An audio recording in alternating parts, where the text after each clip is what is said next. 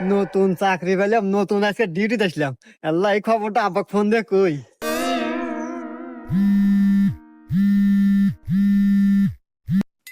হ্যাঁ বাজান। হ্যালো আব্বা। আব্বা, আমি নতুন চাকরি পাচ্ছি, পুলিশের চাকরি পাচ্ছি। কই? তুই কি করিস বাজান? তুই পুলিশের চাকরি পাচ্ছু? হ্যাঁ, আমার শুনে আত্মাটা জুড়ে গেল বাজান। আমার কত স্বপ্ন ছিল তুই একটা চাকরি করবি, সরকারি চাকরি করবি।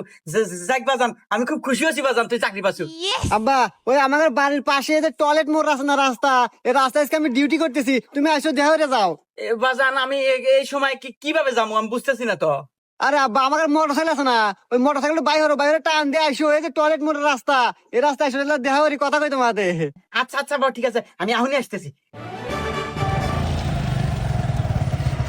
বাজান। আয় আমার বুকে আয়। আব্বা, বুয়ে পরে যাইতেছি। তুমি মোটর সাইকেল নিয়ে পারাইছো, তোমার মাথায় হেলমেট নাই, 500 টাকা জরিমানা দাও।